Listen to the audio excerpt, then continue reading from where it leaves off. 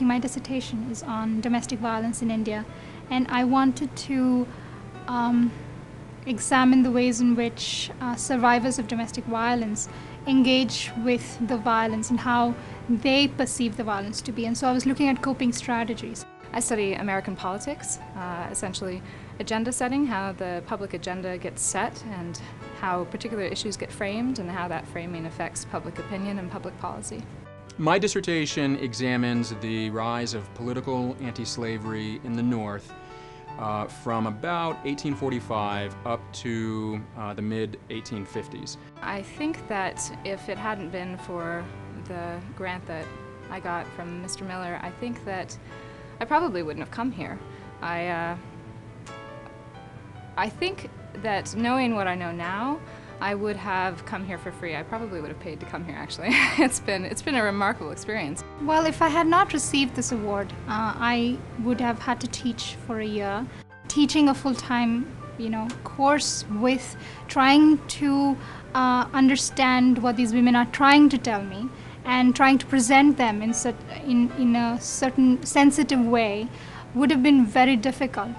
What the fellowship did for me was not only to provide this salary as a graduate stipend that would be competitive with the other higher ranked schools to which I was accepted, but most importantly it gave me this time, this first year, this time off, where I wasn't expected to be a research assistant or a teaching assistant, and I could use this time however I wanted.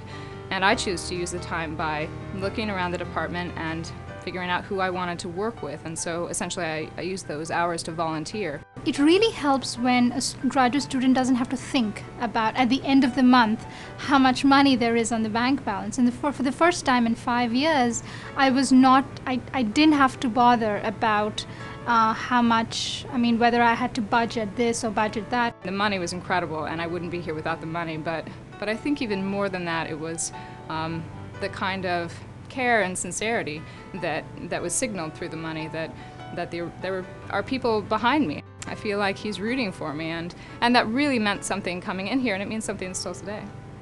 My impression of Dr. Crawford was that he was, first of all, truly interested in what I was doing. It was actually, for me, a privilege to actually be a fellow of someone who had thought about this and was able to fund so much work and so much variety of work with this money. I've been here long enough that I've actually attended quite a few Bruce lectures. And I've always found them I've always enjoyed talking to them and meeting them because they are always enthusiastic when I see them about, especially the speakers who come, and about being caught up on what's been going on at the center and what people are working on. And so their enthusiasm is, what I like about it is it reminds me, for instance, that there are people out there who are excited by what we do, and they also continue to expect good things from us, so we better keep delivering.